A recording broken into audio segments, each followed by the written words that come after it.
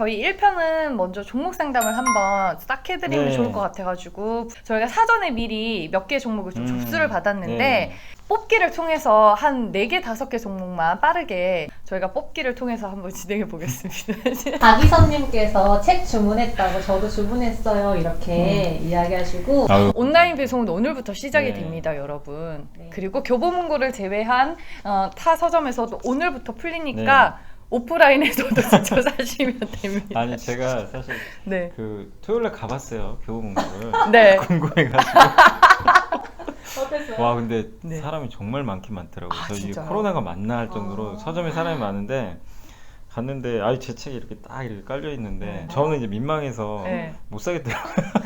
근데 이제 그 의외로 커플들이 진짜 많이 오시더라고요. 언니도 깜짝 그 놀랐어요. 이야기 있어요. 네, 저도 일요일에 진짜. 직접 사러 갔는데 네. 그 주식 재테크 거기에 딱 이게 딱 세워져 있더라고요. 그리고 예, 맞아요, 한 맞아요. 커플이 거기에서 다른 책을 보면서 막 데이트를 하고 있는데 예, 정말 맞아요, 열풍은 열풍이구나라는 생각이 들었어요. 님이 맞아요. 네, 그러니까요, 맞아요. 점심시간 빼었으니까 빠르게 진행을 하겠습니다. 뽑으면 되나요? 네. 네. 아 여기도. 대한항공을 지난주 금요일에 살짝 샀는데 네. 조정 씨 더 담아봐도 될까요? 아. 저는 네.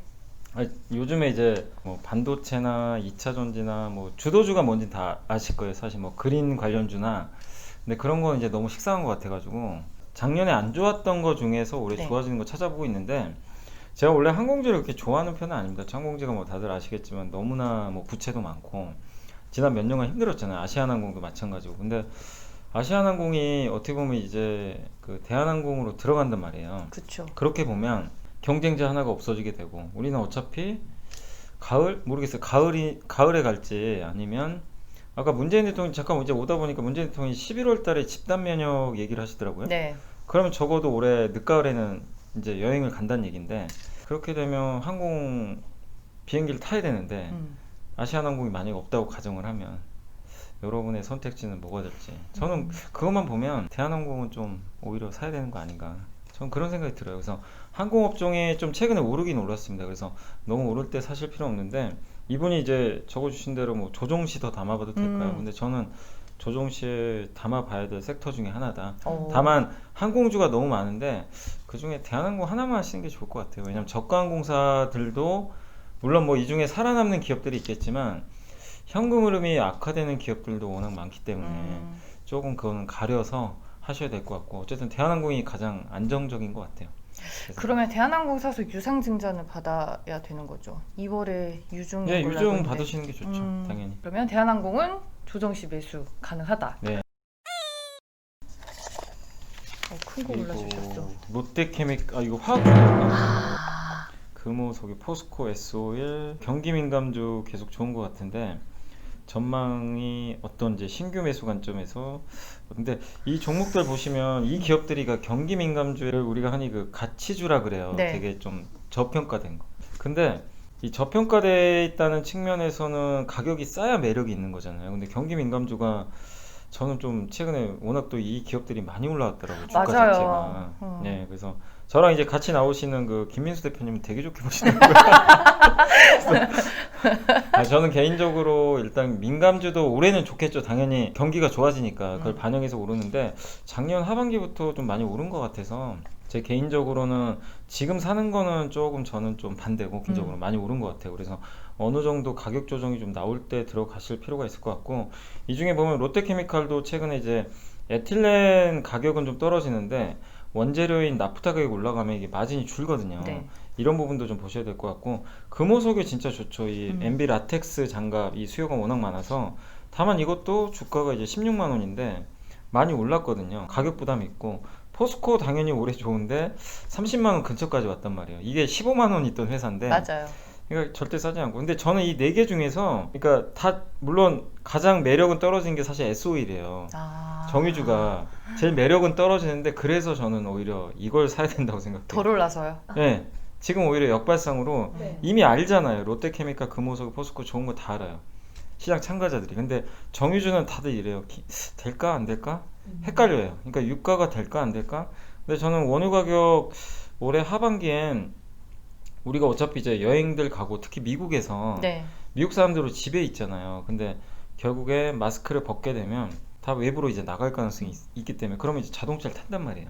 그럼 휘발유 소비가 늘어나기 때문에 그러면 정제 마진이 올라갈 가능성이 높아요. 그래서 그런 것들이 아직 반영은 안 된 것 같아서 저는 개인적으로 4개 중에서는 좀 SOE를 추천드리고 싶습니다. 오, 예. 상대적으로 이제 덜 오른 종목을 네네. 고르자. 다만 지금 살 거냐는 좀 기다려야죠. 이게 맞아요. 왜냐하면 지금 오늘도 보면 삼성전자를 못 참고 지난주 월요일 날 엄청나게 샀는데 지금 결과론적으로 지금 별로 안 좋거든요. 네. 결과가. 그러니까 흥분하면 결국에 그 반대편으로 좀 주가 가는 경우가 많아요. 그래서 경기 민감주도 분명히 한두 차례 저는 기회가 온다고 생각하니까 지금 너무 흥분하지 마시고 조금 그냥 보유만. 그래서 차라리 지금은 그냥 SOL이 낫다. 아. 이렇게 말씀. 거기서 추가 질문 네. 드리면 진짜 건설주들이 엄청 미친 듯이 오르고 네네. 있어요. 아. 그 건설주에 대해서는 어떻게 생각하시는지. 저는 건설주를 뭐 사실 작년 한 10월, 11월부터 되게 좋게 봤어요. 왜냐면 정부의 그 공급이 늘 거라고 봤는데 아니 아까 제가 이제 여기 오면서도 보니까 네. 그 문재인 대통령이 한 말씀 하셨더라고요. 맞아요. 무슨 수를 써서라도 공급을 늘려라. 설 전에 뭔가 네. 발표하겠다, 그럼 내놓겠다. 뭐, 하셨을 거예요. 예, 그래서 건설주들 가는 건 당연한 것 같고 다만 이제 이런 건 있어요. 지금 계속 좋은데 이제 재료라는 게 지금 선반영을 하고 있잖아요. 네. 만약에 정부에서 발표를 할 수 있잖아요. 음. 어느 시점에 그때는 오히려 파세요. 항상 그렇지만 선반영이에요. 뭐든지. 지난주에 그 미국의 바이든 당선인이 뭐라고 했죠? 그 경기 부양책에 대해서 늘리겠다고 예전부터 얘기를 했잖아요. 네. 막상 발표를 하니까 증시 반응이 오히려 바뀌어 버렸어요. 맞아요. 이제 오히려 꺾여 버렸죠. 그러니까 그런 것처럼 건설주는 계속 가져가세요. 아마 설 전에 발표할 수 있을 것 같은데 그때까지는 되게 좋을 것 같아요. 근데 막상 발표하면 항상 아. 뉴스에 파는 것처럼 네. 그러니까 특히 제가 이 책에도 적어놨거든요. 그게 있어요. 이 주리님분들이 많이 물어보신 것 중에 하나가 왜 호재가 나오는데 주가가 빠지냐 이런 얘기 진짜 많이 물어보세요. 근데 주가는 항상 먼저 선반영을 해요. 그 특징을 아신다면 건설주도 좀 그렇게 한번 대응해 보시는 것도 좋을 것 아니 근데 같아요. 건설주 얘기하면서 많은 분들이 대형 건설사를 조금 더 선호한다라는 식으로 많이 얘기하셨는데 오히려 염성훈 부장님께서는 뭐 대림건설을 포함해서 예전에 중소형주 얘기를 많이 해주셨단 말이에요. 그리고 또 오늘 제가 텔레그램을 보니까 중소형주를 오히려 건설주들 더 보자 이런 글도 제가 봐서 네. 그쵸. 왜냐하면 중소형 네. 건설사가 규제 이슈에서 되게 자유로워요. 왜냐하면은 대형 건설사는 재건축 단지도 되게 대규모로 해야 되고 역세권이나 이런데 용적률을 올린다고 하는데 역세권 사업도 하기가 쉽지 않아요. 거기에 네. 뭐 이렇게 다세대 주택이라든가 아니면 그 임대 아파트 올릴 때 아니면 청년들을 위한 뭐 약간 오피스텔이나 이런 것들은 동이 하나잖아요. 그런 거를 대형 건설사가 할 수가 없어요. 그쵸. 하고 싶어도. 근데 그 대형 건설사 밑에 있는 뭐 GS건설의 자회사인 JSND나 아니면은 대림산업의 자회사죠. 맞아요. 대림건설은 당연히 그쪽에서 보면 그 작은 것들을 할 수 있거든요. 그래서 오히려 정부가 그런 거는 더 적극적으로 장려를 해요. 그런 관점에서 이제 중소형주 말씀드린 거고 그리고 중소형주가 PER도 되게 낮았거든요. 근데 지금은 사실 이렇게 정부에서 대놓고 뭐 약간 펌프질을 하면 대형주도 다 나쁠 게 없어요. 지금은 최근에 뭐 지난주인가 지지난주 현대건설이 막 10% 이상 올라가더라고요. 맞아요, 하루에. 맞아요. 그러니까 그런 거 보면 지금 뭐 중소형이다 대형주다 뭐 이렇게 가릴 필요는 없는 것 같고 다음 오늘 제가 아침에 이 증권사 보고서 보니까 진짜 오랜만에 그 한신공영이라는 건설회사 보고서가 나왔더라고요. 그러니까 그 기업도 한번 눈여겨보세요. 왜냐하면 안 나오던 보고서가 갑자기 나온 거예요. 그래서 읽어봤는데 가지고 있는 그 자기 땅 있죠. 네. 땅 가치보다 시총이 더 작대요 지금. 예, 그러니까 그런 것도 하나의 포인트가 될 수 있으니까 보시면 좋을 것 같습니다. 적정한 밸류를 또 네. 찾아갈 수 있는 종목이 있겠네. 코스닥 코스닥 150 레버리지. 아니 근데 저는 솔직히 지수 방향 참 맞추기가 좀 쉽진 않은 것 같아서 네. 근데 저는 상승 쪽으로 계속 잡는 거는 좋다고는 생각하는데 그쪽 네. 방향을 보고 네. 근데 레버리지는 이게 그 파생 상품이에요. 솔직히 저는 권유드리고 싶지 않아요. 그 인버스를 하지 말라는 게 아니라 그냥 내가 지수는 빠질 것 같은데 종목이 팔기 싫으면 해지 차원에서 손실 방지 위해서 인버스도 괜찮은데 고버스는 2배짜리잖아요. 뭐 레버리지도 마찬가지 2배 상품이니까 저는 레버리지 코스닥도 지금 1000원 한번 찍을 거는 같아요. 네. 1000을 목표로 해서 한번 넘는 거 생각하시고 뭐 매집하던 거 나쁘진 않다고 보는데 다만 레버리지 좀 짧게 하셨으면 좋겠어요. 차라리 레버리지 말고 그냥 우리 보통 코스닥 150 그건 지수만큼 올라가잖아요. 그거를 빠질 때 적립식으로 편입하는 건 너무 좋은데 레버리지는 진짜 만약에 내가 예측을 잘못해서 여기서 증시가 5에서 10% 폭락을 하면 지수가 10% 회복해도 레버리지는 본전이 안 와요. 그쵸. 예, 2배짜리 상품이라서. 네. 그래서 저는 레버리지는 일단 좀 짧게만 대응하셨으면 좋겠습니다. 그다음에 LS 일렉트릭 좋죠. 왜냐면 이게 전력 전력선이라 그러니까 우리 보면 이제 발전소에 보면 뭐 변전소 같은 거 있잖아요. 그래서 전력을 컨트롤 해주고 그런 이제 회사로 보시면 좋겠는데 이게 왜 중요하냐면은 우리가 해상 풍력도 하고 태양광도 할 텐데 거기서 전력들이 생산이 되는 그런 것들을 안정적으로 이렇게 송배전을 해줘야 되거든요. 그러려면 이 LS 일렉트릭 같은 회사들이 반드시 좀 필요해요. 그래서 약간 신재생 에너지의 인프라 기업이죠. 그러니까 신재생 에너지 하면 우리가 그냥 맨날 태양광 풍력, 해상 풍력 맞아요. 그런 것들만 생각하는데 그거를 하기 위한 또 인프라가 깔려 있어야 돼요, 사실은. 그래서 약간 이제 간접적인 효과긴 하지만 이 회사도 그런 신재생 에너지과 반드시 밀접한 그런 기업 중에 하나니까 저는 이게 그린 뉴딜이 어디까지 갈지 모르겠지만 뭐 적어도 내년까지는 계속 설비 투자 들어간다고 보고 있기 때문에 네. LS 일렉트릭도 좀 중장기적인 관점에서 계속 대응하시면 좋을 것 같아요. 예. 얘도 참 많이 올랐죠. 지난해부터 네. 해가지고. 그러니까 굳이 팔 필요는 없는 것 같아요. 예. 이게 팔 필요는 없는데 또 언제 팔아야 될지는 그거는 너무 어려운 것 같아요. 그거는 이제 진짜. 정말 이- 신의 영역이에요. 맞아. 아니 근데 뉴스를 보시면 네. 뭐 올해는 아닌 것 같고 내년도에 뭔가 이제 미국에서도 네. 이제 뭐 앞으로 1, 2년 후에는 투자가 좀 줄 것 같다. 뭐 그런 시그널이 나올 수도 있어요. 네. 근데 그런 것들이 힌트가 될 수 있는데 그럴 때 파시면 돼요. 사실 이제 미리 예단할 필요 없는 게 이런 성장 산업들이 진짜 가면은요 어디까지 갈지 정말 몰라요 아무도. 근데 중간에 팔았을 때 내가 여기서 팔았는데 2~3배 더 가면 정말 그것만큼 기분 나쁜 게 없거든요 사실은. 맞아요. 아니 내가 손실 본 거보다 더 기분이 나빠요. 사실. 맞아요. 그 테슬라를 중간에 파신 분들 그 얘기 많이 하시더라고요. 아, 너무 아쉽다고. 근데 그거를 어떻게 알겠어요 그 맞아요. 당시에는. 그러니까 그런 거를 생각하시고 보시는 게 좀. 아니 근데 나는 한국이 장기 투자하기는 힘들다 하지만 결국엔 장기 투자가 승자인 것 같아요. 삼성전기 봐봐요. 2018년에 사셔가지고 단 한 주도 안 파신 분들 결국에는 상장 이후 사상 최고가를 찍잖아요. 네. 이게 뭐 작년에 좀 다른 시장이긴 했지만 그런 걸 보면 저는 손을 묶어야 되나 봐요. 정보가 답이다. 이게 맞는 것 같아요. 근데 이게 정보가 답이긴 한데 네. 그 종목을 보실 때 네. 그 명확하게 하긴 해야 되니까 삼성전기를 예전에는 스마트폰 보고 투자하신 분이 되게 많잖아요. 그랬으면 한계가 있어요 어느 정도. 근데 이제 뭐 가져가시는 건 좋은데 목표 수익률이 그렇게 높게 잡을 이유가 없는데 갑자기 현대차가 이제 뭐 애플카 얘기가 나오고 자동차 시장이 이제 바뀌잖아요. 네. 이러면은 삼성그룹이 과연 가만히 있을 것이냐. 아, 이걸 생각하면 삼성전기가 그 역할을 할 거예요 앞으로. 왜냐 MLCC랑 카메라가 다 들어가니까. 그러면은 삼성그룹이 뭔가 액션을 취하기 전까지는 우리가 그냥 이 회사의 목표 주가를 설정할 수가 없어요. 그냥 가져가는 거예요. 갈 때까지 가보는 겁니다. 여기서 어떻게 될지 몰라요. 근데 이재용 부회장이 결단을 내리겠죠. 삼성전기에 맞는 역할을 나중에 줄 텐데 그럼 그게 이제 결정이 돼서 어느 정도 이제 밸류가 잡힐 텐데 그게 뭐 30만 원이 될지는 우리가 모르는 거거든요 사실은 지금은. 그러니까 항상 이런 그 주도주들을 잘 잡았을 때 목표가를 설정하지 마시고 이 회사가 어디까지 커지는지를 항상 상상력을 발휘해서 전 상상력이 중요하다고 생각해요. 주식 투자하시는 분들은. 네. 이게 머리를 잘 이 상상을 해야지 이 미래가 보이잖아요. 네. 근데 나만 그런 생각하는 게 아니라 다 비슷해요.